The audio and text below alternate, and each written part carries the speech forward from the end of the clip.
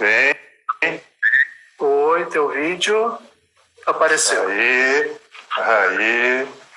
Então vamos estabelecer uma ordem aqui, Veraldo. A gente faço a introdução e aí você conversa, e aí depois a Márcia entra, então, para ela participar no terceiro momento, então, né? Pode ser?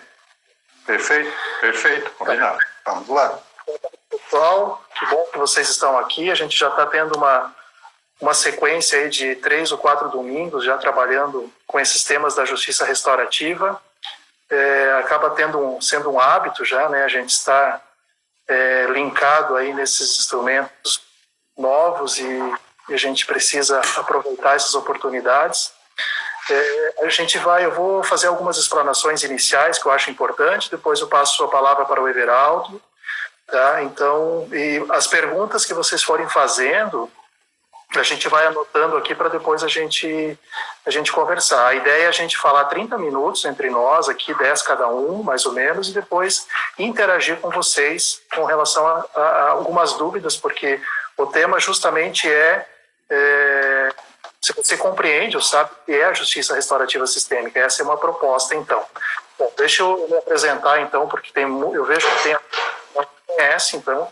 Meu nome é Fabiano Oldoni, eu sou advogado criminalista, sou professor do curso de Direito e pesquiso a justiça restaurativa desde 2014. Fiz o meu doutoramento agora, o ano passado, em Portugal, né, na Universidade do Minho, e da tese defendida lá com relação à justiça restaurativa, que é a minha linha de pesquisa, está saindo um livro agora esse mês. Então, o trabalho que eu foco bastante é essa questão da justiça restaurativa, da justiça sistêmica como um todo, né? Então, essa ideia da justiça restaurativa, ela surge a partir do momento em que a gente faz esse livro aqui, acho que vocês muitos já conhecem, que é a Justiça Restaurativa Sistêmica, e esse livro ele surge a partir de uma percepção que eu e a professora Márcia e o professor Everaldo tivemos, de uma necessidade de apresentar uma proposta um pouco diferente daquela tradicional que a gente tem. A Feu lá de Brasília entrando, tudo bom, Feu? Então, olha só, nós temos a justiça restaurativa, o movimento restaurativo no Brasil ele é mais antigo que o movimento sistêmico, né? E o movimento restaurativo judicializado, de forma organizada, é apenas de 2016. O movimento sistêmico, nós não temos um movimento sistêmico organizado ainda, nós temos movimentos sistêmicos muito de percepção de cada juiz, de cada promotor. Então, eu percebo que a justiça restaurativa ela está um pouco mais estruturada dentro do nosso ordenamento jurídico e dentro das nossas instituições. Mas justiça restaurativa, né? Restauração e pensamento e visão sistêmica e constelação sistêmica, elas partem de uma mesma raiz que é o pensamento sistêmico. Então, isso é importante a gente deixar muito centrado aqui. O pensamento sistêmico é o que dá o embasamento teórico tanto para a percepção restaurativa como para a percepção sistêmica.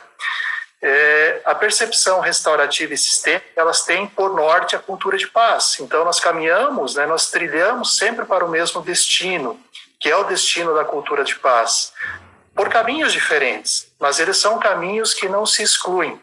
Então, esse é o primeiro ponto do porquê a gente cria essa ideia de justiça restaurativa sistêmica, porque a gente visualizou que os movimentos sistêmicos e movimentos restaurativos, por mais que eles são movimentos complexos, de pensamento complexos, movimentos que estão embasados no pensamento sistêmicos, eles são movimentos que têm muitas vezes posturas cartesianas. Então, ao tempo em que eu falo que eu sou sistêmico, eu excluo o pensamento diferente do meu. Ao tempo em que eu falo que eu sou restaurativo, eu acabo excluindo o pensamento diferente do meu. E é uma realidade que a gente encontrou em muitas situações e muitas vivências por aí, de o pessoal que é da restauração, ele não conhece e acaba não acolhendo o pessoal que é do sistêmico. E o pessoal que é das constelações acaba também, por não conhecer o movimento restaurativo, não acolhendo o movimento restaurativo. Então, olhem só, nós temos posturas cartesianas, a gente combate o pensamento cartesiano, né, Everaldo? a gente combate o pensamento cartesiano, mas quando a gente entra dentro da JR e da constelação sistêmica e fecha as portas para outros pensamentos, a gente acaba tendo postura cartesiana. Então, a gente verificou que o pensamento sistêmico, como é a raiz da justiça restaurativa e a raiz da constelação sistêmica, eles não podem andar separados, eles têm que se acolher, eles têm que estar conversando entre si. E é possível a gente fazer isso tanto na teoria como na prática, né? E aí então surge o segundo ponto que justifica a apresentação dessa ideia do que é a justiça restaurativa sistêmica. Então, o primeiro ponto seria isso, né?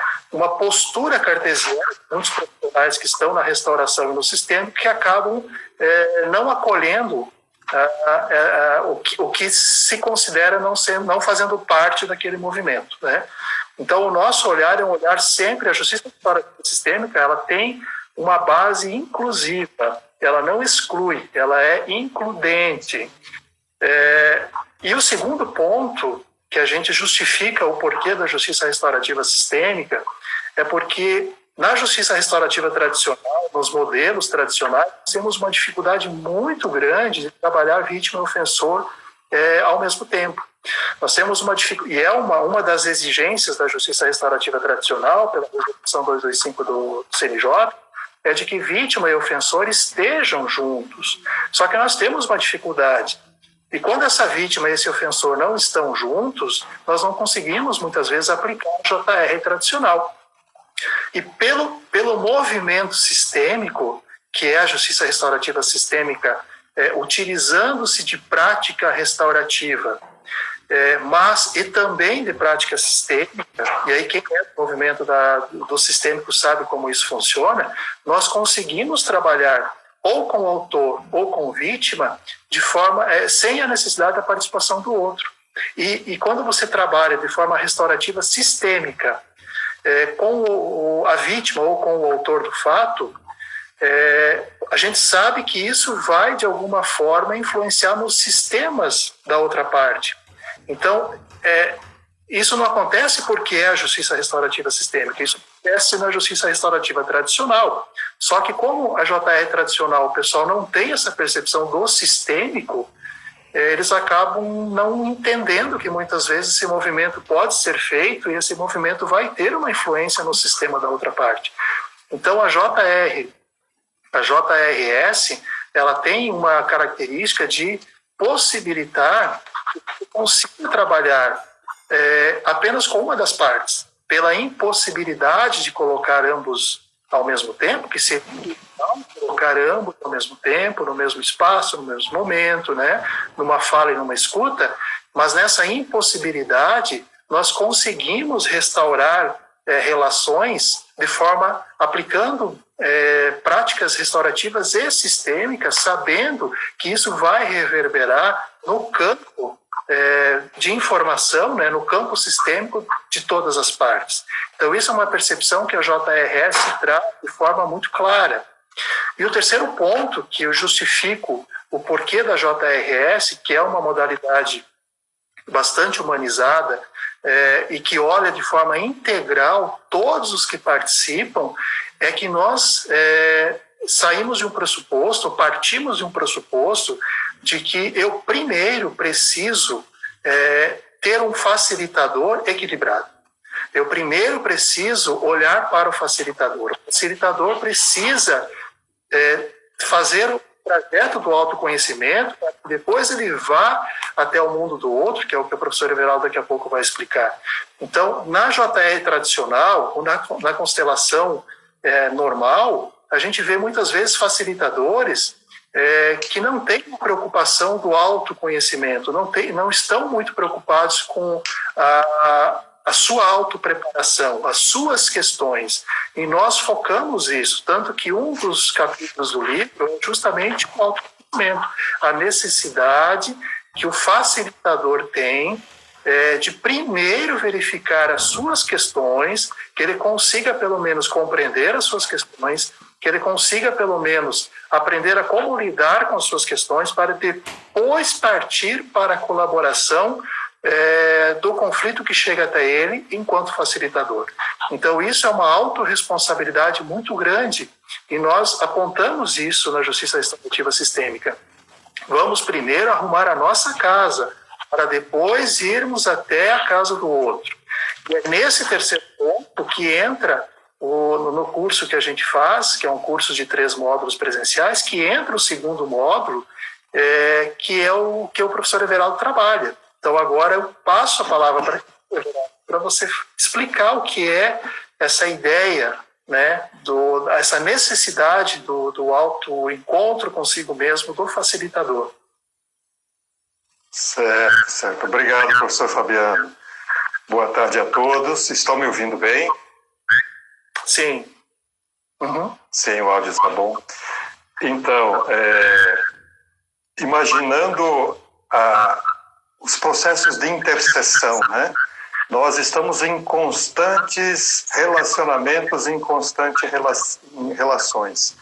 E quando a gente pega, por exemplo, um exemplo, o que Vará nos fala, sair do lugar de poder para o lugar de amor, isso eu acho que embasa todo esse segundo módulo nosso, que no livro ele está intitulado como Terapia do Reencontro.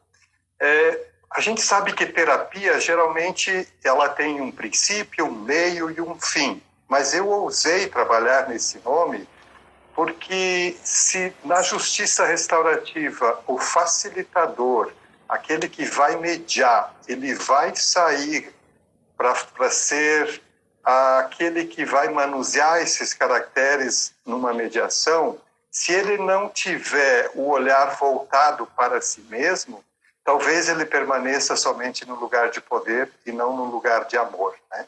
Então, o segundo capítulo e o segundo módulo que a gente desenvolve nessa formação é justamente cuidar de si para melhor ir ao mundo do outro. É claro que esse processo talvez seja só o despertar para a importância de fazer um movimento de inversão para olhar para as suas coisas. Quando a gente faz esse movimento de inversão e passa a olhar para nós estamos neste lugar de poder, de amor que Vará fala. Primeiramente, eu vou ter que ter autocompaixão para comigo, autoamor, misericórdia para com as minhas luzes e as minhas sombras. Eu só consigo visualizar isso quando eu olho para mim. Então, seria um momento para afinar o mediador, em que ele olhe para as suas questões, em que ele perceba que ele está indo para um momento em que é um grande privilégio estar como mediador, mas que ele não vai estar embasado somente em questões burocráticas, enfim, eu não vou entrar nesses termos, mas que ele tem que ir além, que ele tem que olhar e imaginar ou tentar se aproximar destes humanos que fazem parte deste conflito, dessa mediação que ele vai fazer, né? Porque nós somos imensos, nós temos multidões dentro de nós, né? E se eu não tenho uma percepção mínima das coisas que me habitam, muitas vezes eu me fecho, eu me coloco num posicionamento de alguém com um determinado título, enfim, e eu saio no mundo do outro e lá eu posso fazer grandes estragos. É claro que isso não tira o valor das convenções, das leis, nada disso. O convite é justamente parar, fazer esse olhar para si e começar a trabalhar com as suas questões internas, sabendo das limitações. E aí, quando você sabe das suas limitações, você sabe das suas sombras, você consegue também admitir a sombra no outro. E aí a gente diminui muito os nossos julgamentos, né? A gente diminui muito e aí sim nós estamos sendo mais humanos. É uma visita de alteridade ao mundo do outro. Por mais que nós tenhamos a consciência de que as diferenças entre nós são imensas, mesmo que eu tenha essa certeza, eu também tenho a certeza de que eu posso ter uma interseção positiva com o outro, por mais que que a gente tenha muitas diferenças entre nós, né? Então, a terapia do reencontro, ele é um caminho, é um momento por onde a gente vai usar de várias ferramentas terapêuticas para o autoconhecimento. No curso, a gente trabalha com as teorias, mas a gente foca muito nas vivências, na prática. A gente exercita muito o sentir. A gente deixa que flua a parte da nossa intuição, a parte do sentir mesmo. E se a gente fica muitas vezes no cartesiano apenas, nós não saímos do racional. E eu sempre digo que quando nós racionalizamos tudo, nós matamos muitas questões em nós, né? Muitas questões. Então, esse reencontro consigo mesmo, é claro que eu nunca estarei pronto. É claro que durante a viagem é que a gente arruma muito das bagagens. Mas simplesmente o fato de eu virar a chave e olhar dentro de mim, mesmo que eu vá na interseção com o outro, seja confusa, eu vou estar trabalhando a humanidade dentro de mim. Então, o objetivo da terapia do reencontro é justamente esse movimento. E eu procurei, como eu tenho uma formação na psicologia transpessoal e na filosofia clínica, então a gente foi buscar isso nas tradições, foi buscar na ciência, foi buscar na filosofia perene, a gente foi buscar nos centros daquilo que realmente nos abastece como humanos. Esse é o sumo da proposta do reencontro, do colocar-se em contato consigo para visitar o mundo do outro, né? Eu acho que essa pergunta que está na tela, essa pergunta que está na tela, eu acho que ela é cabível para ti. Eu acho que é interessante até tu responder. Ela fala na questão é importante a ideia de que o mediador não assuma um papel de poder, né, pois geralmente é colocado como um lugar de suposto saber. Isso já traz uma configuração. O que tu abordaria com relação a essa questão do lugar do mediador, do facilitador, enquanto alguém que tem poder ou enquanto que colabora? Por mais que ele tenha, eu não vou chamar de poder, mas por mais que ele está habilitado ou ele está ocupando o lugar de alguém que vá mediar, se ele for com esse intuito de que ele de cima para baixo vai decidir ou vai impor ou vai direcionar, ele não está tendo a alteridade de ver o mundo do outro e tentar se aproximar das infinitas possibilidades do que está por trás daquilo. Então, do lugar de poder, por mais que naquela interseção ele tenha convencionadamente o poder de ser um mediador, mas não é o poder sobre o outro humano no qual ele está com a interseção. Quando ele não se impõe sobre o outro humano, ele sai do lugar de poder e aí ele está trabalhando no lugar de amor. E aí é muito amplo, né? Aí isso é muito amplo. Sim. Falando de amor, falar de amor é falar de humanidade, é falar das nossas incompletudes de alma humana, de tudo que nos habita e das infinidades de diferenças das coisas que nos habitam. Você gostaria de complementar mais alguma coisa, Everaldo, com relação a essa questão da importância do facilitador, e depois nós passamos para o terceiro momento com a professora Márcia daí. Certo. Eu vejo de suma importância termos no facilitador aquele que tem a coragem de olhar para as suas questões, né? Quando a gente está num processo de formação para terapeuta, no início a gente se pergunta, mas eu acho que ainda não estou pronto, eu vou esperar, me preparar melhor para cuidar do outro. A gente, como eu já falei, a gente nunca está pronto. Mas se a gente parte com a consciência de que um pouco de nós já nós conhecemos e que o outro é um humano, eu acho que o processo é mágico e vai acontecendo de uma forma muito amorosa. Eu acho que por aí a gente já trabalhou a essência em si, né? Eu não vou entrar em quais as linhas que a gente traz, nada disso, né? Sim. É o momento da inversão, de olhar para si e saber que eu vou para o mundo do outro, então eu preciso começar a olhar para as minhas questões. Né? Com Obrigado, amorosidade, Everaldo. com compaixão e em frente. Ok, então, Obrigado. Fabiano, então eu Eu acompanho de outra forma agora. Isso, Okay? E aí eu peço para a Márcia, então, solicitar o acesso daqui a pouquinho, tá? Até mais, obrigado, Everaldo. Tá ok. Um abraço, tchau, tchau.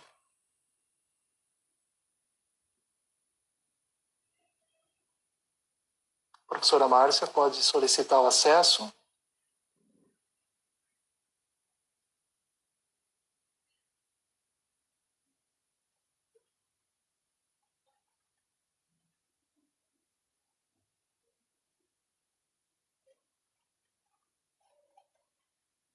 Bom, enquanto a professora Márcia, enquanto eu consigo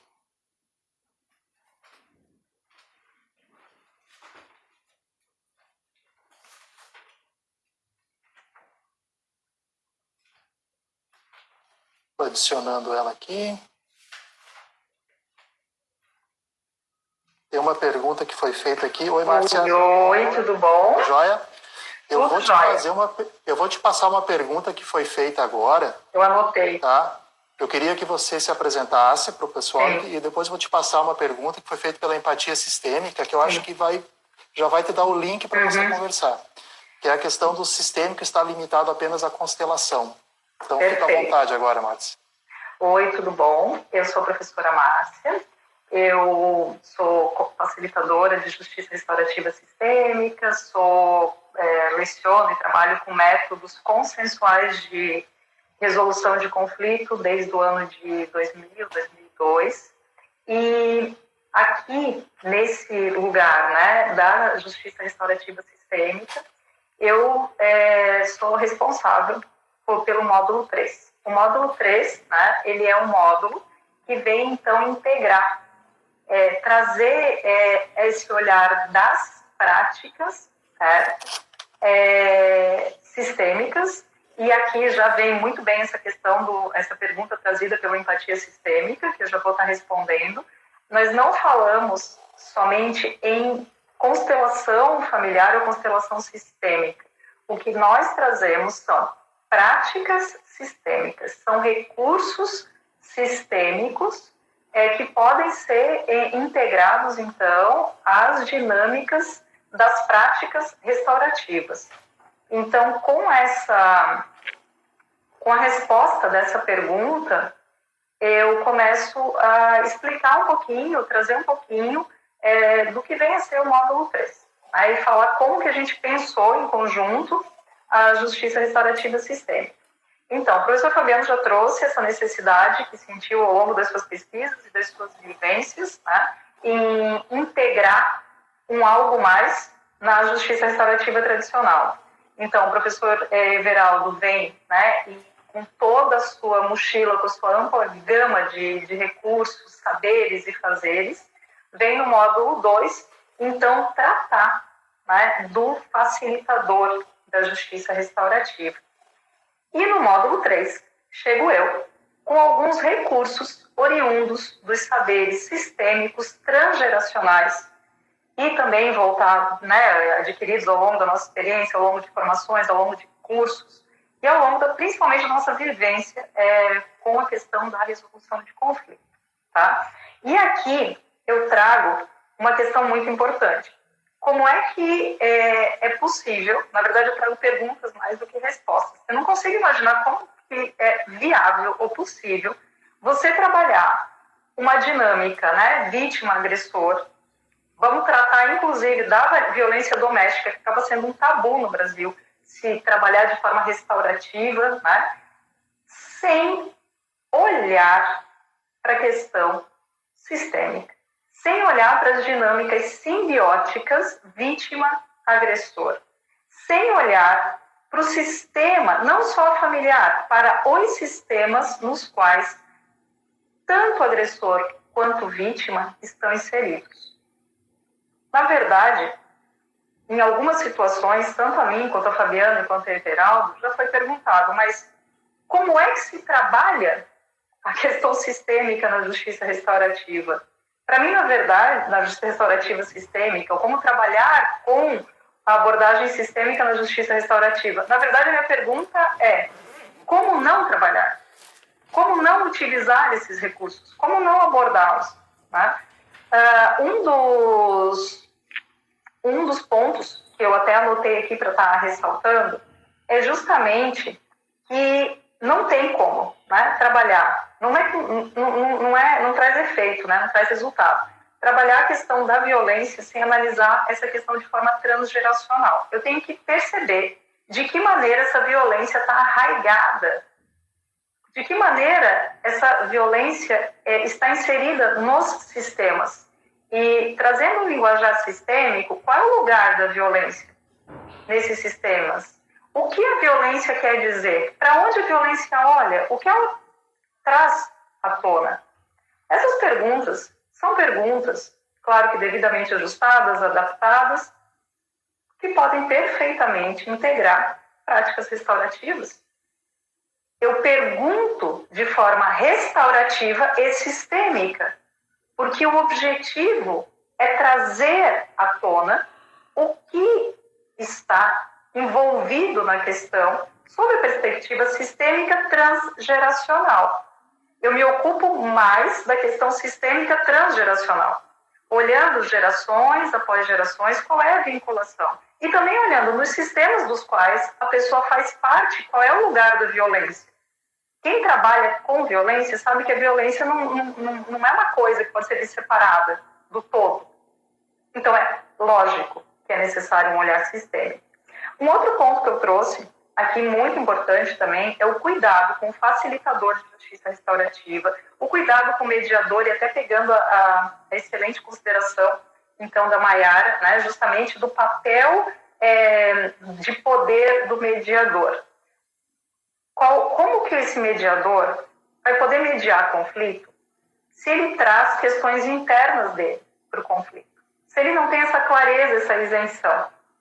Então, uma pergunta sistêmica que pode ser feita a qualquer mediador em fase de processo de formação, em constante processo de transformação, porque todos nós estamos em processo de cura, cuidado, formação, transformação, expansão de consciência, qual é o lugar do mediador no sistema de resolução de conflito? Qual é o lugar do mediador no sistema das vítimas? Se ele vai ser um elo, ele tem que ser um elo, uma corrente que busca a pacificação, que busca a paz. Mediador que olha para o acordo, não olha para o consenso. Consenso e pacificação são distintos de acordo. Você pode ter um acordo pro forma, um acordo que saiu, mas isso não é uma métrica adequada para se pensar numa possibilidade de promoção efetiva da justiça. E aí eu vou muito ao encontro, né, do pensamento também, que eu acho que é uma sintonia minha, do Fabiano também, e do Everal, é justamente essa necessidade de olhar para a justiça além dos tribunais. Uma justiça não seletiva, uma mediação que não seja feita numa estrutura numa patriarcal compreendida como o indivíduo não tem autonomia. Ele não sai fortalecido do processo judicial. Então, o que acontece? Eu vou à casa da justiça. A justiça por si só, como representação arquétipica, já diz muito. Só sobre isso a gente já poderia fazer uma live. Tá? E a figura de um juiz ou de uma juíza como alguém que vai me dizer, casal, para a esquerda, para a direita, seus bens assim, assado, é algo totalmente desempoderador. Então, consenso, pacificação promovem justiça, promovem autonomia e promovem realmente uma expansão, uma evolução. E para isso é muito importante integrar recursos, mas não terapeutizar nesses momentos. Existe uma diferença muito grande em nós, profissionais, que lidamos com transformação de conflito e resolução de conflito voltada a questões jurídicas, agirmos com esse viés terapêutico, porque aí não é o nosso lugar. O mediador que confunde uma mediação familiar com uma terapia de casal, ele está chegando, certo? Num lugar que não é dele, ele não tem força, ele não tem potência para fazer o papel dele de mediador. Que, como Vesula bem diz, o mediador tem que ser biodegradável. O mediador, o facilitador de justiça restaurativa, o terapeuta tem que dissolver, tem que se degradar, desmanchar ao longo do processo terapêutico, ao longo do processo de mediação, ao longo do processo do consenso, porque as partes vão estar em paz. E ele tem que ser desnecessário. Ele tem que ser biodegradável. Ele tem que sumir. Deixa eu só ver mais uma consideração, que quem me conhece sabe que eu falo mais do que o Homem da Cobra, que eu sou empolgada, e a gente combinou aqui um tempo certinho de falar. Tá. O facilitador, então, ele é importantíssimo, né? Que ele olhe para as suas questões sob perspectiva sistêmica e transgeracional, para que ele não venha se emaranhar nas questões, que ele não venha, então, trazer as suas questões para o processo de mediação, para o processo, né, de transformação de conflito. O mediador, então, precisa ter consciência e compreender que o indivíduo que chega para a mediação, as pessoas que chegam, eles são indivíduos complexos. Eles não são uma tela com uma dimensão apenas. Nós somos seres, para compreender nesse caso, multidimensionais. Então, eu tenho que olhar essas várias facetas. Uma dessas facetas é a sistêmica, não é a única faceta também. Isso é um ponto muito importante. Nós temos psicólogos que estão aqui. Nós já tivemos a satisfação, né, justamente de estar formando, dentro dessa nossa visão da justiça restaurativa sistêmica, psicólogos, terapeutas, magistrados. Felizmente, a gente já tem uma gama de expansão considerável. Então, é muito importante integrar todas as visões. A visão sistêmica é muito importante. A visão sistêmica transgeracional também é essencial, mas não é a única. Então, é muito importante a gente integrar esses olhares. Como o Fabiano falou, como o Everaldo também falou, a gente tem esse curso que justamente traz essa possibilidade de fazer com que você, certo, que já trabalha com a justiça restaurativa tradicional, que já trabalha com as constelações, que já conheceu um pouquinho mais, né, desse universo, ou que está buscando conhecer, venha se aprofundar e tenha, ao término desse processo de formação, porque é um processo de modelagem, para ficar melhor, assim, que ao longo dele você possa, então, sair dali transformado e consiga enxergar as questões por esse olhar. Como no módulo, vou trabalhar, Fabiano, mais esse link do módulo 2 para o módulo 3, né? Mas assim, no módulo 1, o Fabiano vai mostrar, se você nunca fez um círculo, nunca participou de um círculo, o Fabiano vai te ensinar como que é, né? Você vai vivenciar isso, porque aqui é vivencial. Aí a Socorro trouxe uma questão, faz online. Socorro, essa é uma questão que a gente já conversou várias vezes. Nós três, é inviável, é a partir realmente do sentir, tem que fazer acontecer, botar para ferver mesmo, e isso mexe muito. É um intensivo, a gente já falou que, na verdade, ele não é intensivo, perdão, ele é uma imersão. Né? Porque assim, a pessoa entra o dia inteiro da sexta, o dia inteiro do sábado, o dia inteiro do domingo, ou essa sequência, e ele sai diferente. Né? Ele sai com uma outra perspectiva, com uma outra visão, com outro olhar. Principalmente aqueles que já, né, trabalham com a justiça restaurativa, ou aqueles que também já trabalham com a constelação, que se deparam com uma outra faceta, que a faceta restaurativa, ela tem muito a integrar para quem já trabalha com o sistêmico. Eu diria que eles são complementares. Se você trabalha só com o sistêmico, você precisa olhar para a questão restaurativa. Ela é libertadora. Se você, então, trabalha já com a restaurativa, integra o sistêmico. Se você é mediador, CNJ ou mediador privado, comunitário, venha conhecer essa junção de olhares do restaurativo e do sistêmico. Mas não tem só 3 módulos, não. A única parte que a gente tem dele, que é online, que é a distância, é uma parte que é um grande diferencial desse curso, que são os nossos alunos, eles só recebem o diploma de facilitadores depois de terem passado por um processo que eles têm mais ou menos um mês, em que eles têm que identificar um local da sua comunidade e criar a sua própria prática restaurativa sistêmica. Durante esse um mês, eu, Fabiano e Everaldo estamos disponíveis para assessorar, para colaborar, para ajudar na construção desse processo. Por quê? Porque a gente quer autonomia. Então, o que acontece? O nosso aluno faz essa prática, registra essa prática, tem toda uma estruturazinha, um projetinho, a gente faz web aula, e ao término, esse aluno, que não só tratou, vivenciou lá conosco nesses 3 dias, ele também vai botar a mão na massa. A gente também faz mão na massa entre os alunos, mas ele vai ter que sair daquele lugar de conforto e ele vai para onde? Ele vai lá para o desconhecido. E lá no desconhecido, ele vai ser o facilitador. E aí ele vai quebrar a cabeça em como inserir a questão sistêmica, como trabalhar a questão restaurativa, qual é o melhor lugar, qual é a melhor abordagem.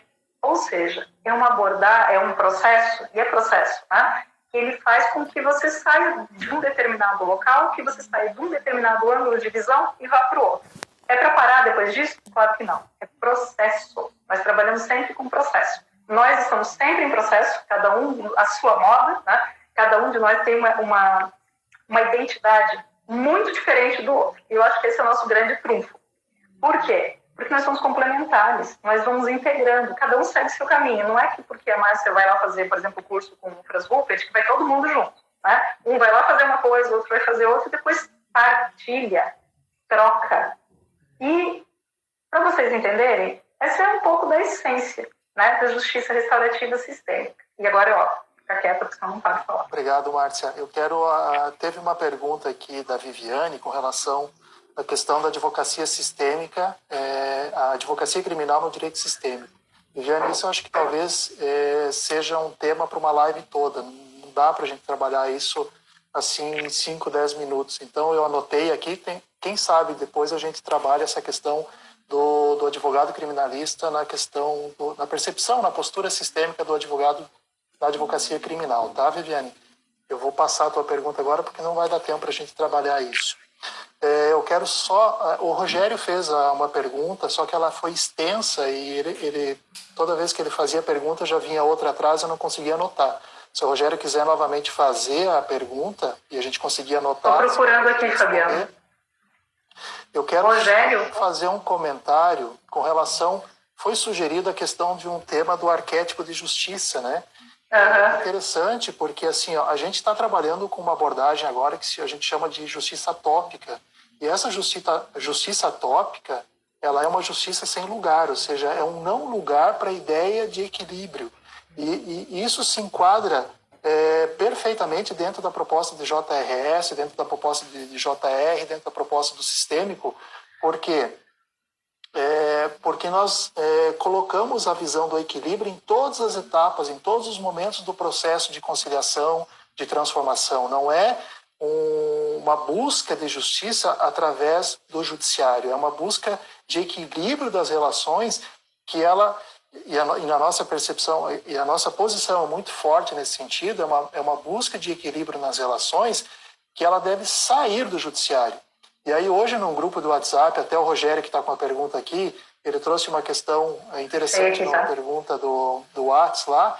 Eu quero só fazer esse link e depois a gente entra nessa resposta para o Rogério, porque assim, se o monopólio da justiça está com o Estado, o monopólio da restauração ela deve ser comunitária.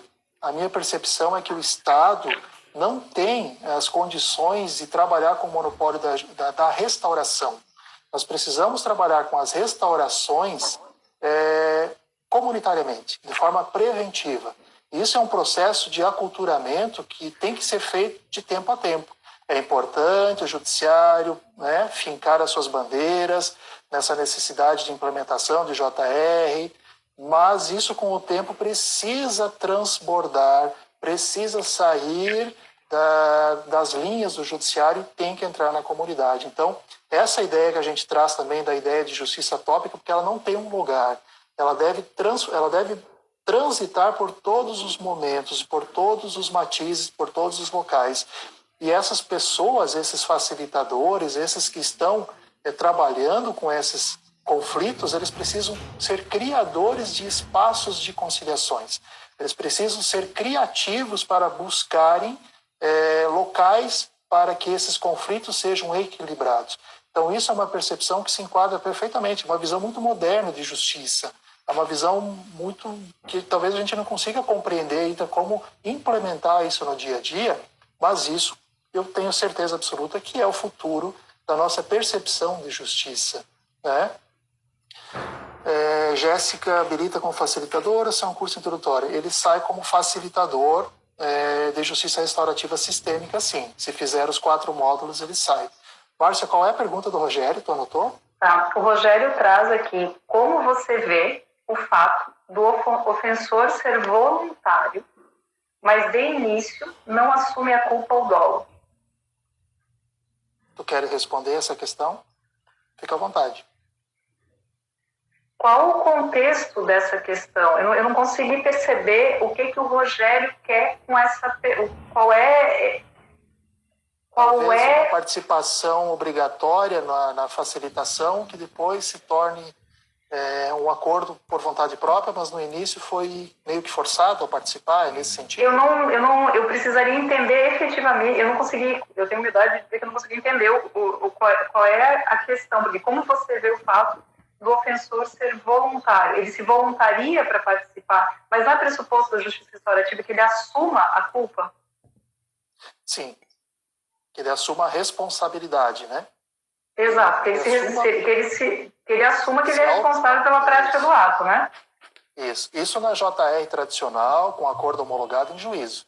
Agora, na percepção restaurativa sistêmica, nós podemos trabalhar, por exemplo, com violência doméstica, muitas vezes, e tu sabes disso, né, Márcia? A gente já trabalhou com violência doméstica, com agressores, que eles negam a agressão. Eles negam, né? Eles não exteriorizam a responsabilidade que eles assumem, mas eles participam dos processos restaurativos, e isso acaba tendo influência, muitas vezes, nos atos futuros deles.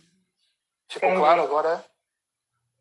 Tá, aqui o Rogério trouxe o preso, no caso, então, ele está falando especificamente do preso, que é voluntário, que participa das dinâmicas com as práticas que são restaurativas. Tu pode se esclarecer pela experiência do... Sim, é só para eu entender bem. Sistema prisional. Exato. Então, assim, o que acontece? As experiências que eu posso estar partilhando é assim, de início, praticamente, ninguém admite, né, esse seu lado mais sombrio, esse seu lado mais agressivo. E, gradualmente, o que eu tenho de experiência é que, quando é criado um vínculo, quando é criado justamente essa possibilidade, né, de se expor e fazer a transformação, a questão flui. A Jéssica trouxe aqui a questão, o princípio da voluntariedade. Esse é o ponto. Aqui, pelo que eu entendi, as pessoas vão voluntariamente. As experiências que eu tenho como facilitadora em unidade prisional é pré-requisito para que eu inicie o trabalho que haja voluntariedade. Se não tiver voluntariedade, a pessoa pode ir para o local. Fabiano também, vamos pegar o HCTP, Hospital de Custódia.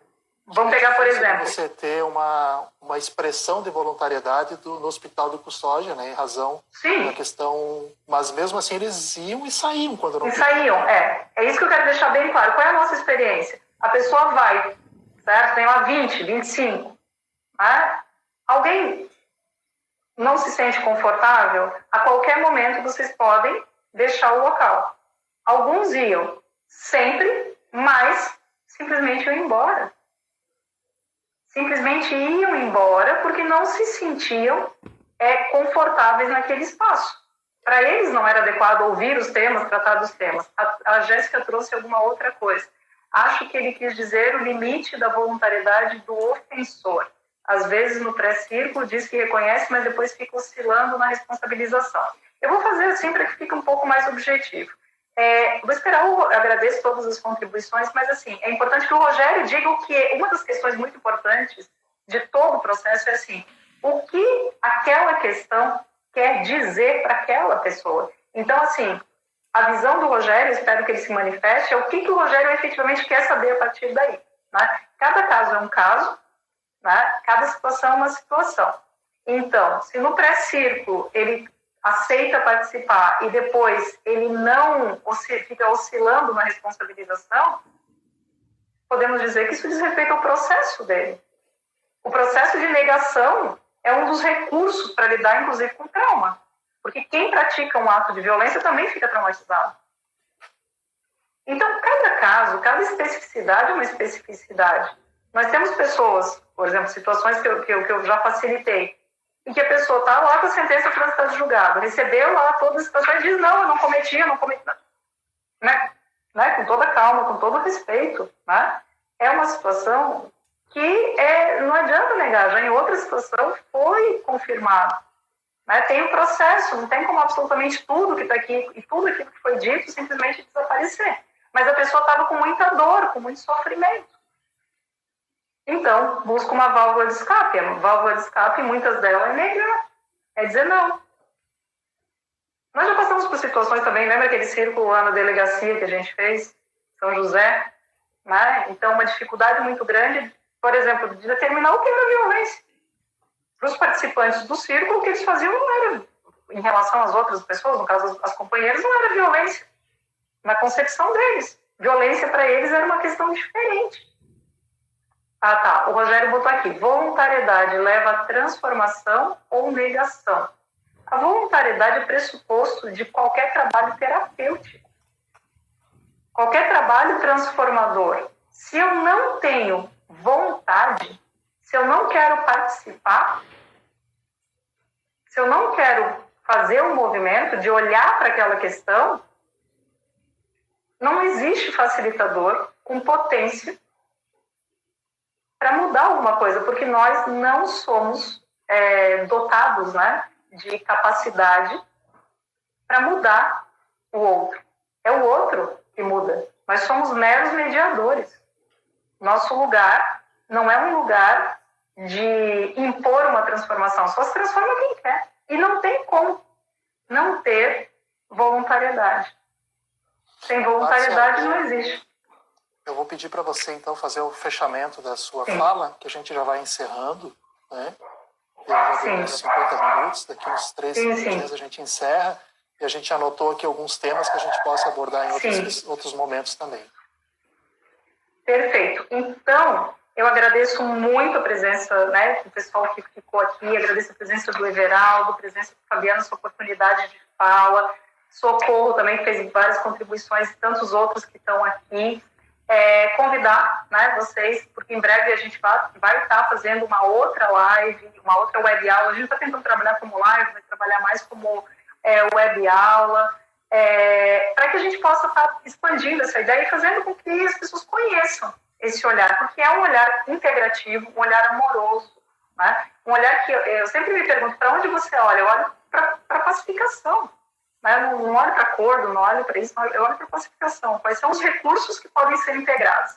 Então, essa é a ideia, é uma possibilidade de expansão. Todas as perguntas foram anotadas, a gente queria isso mesmo, a gente conversou antes, que era justamente poder ouvi-los para, a partir daí, pensar como fazer melhor essas lives. Socorro, vamos lá no projeto Transformar Sim. Beijão a todo mundo. Fabiano, obrigado pela oportunidade, para você. Obrigado. Pessoal, então a gente vai encerrando aqui, tá? A gente anotou as questões e a gente vai combinando, então, quem sabe, na próxima semana com um tema diferente aí, tá? Agradeço a todos vocês. Tenham um bom final de domingo aí, tá? Eu vou encerrando aqui também.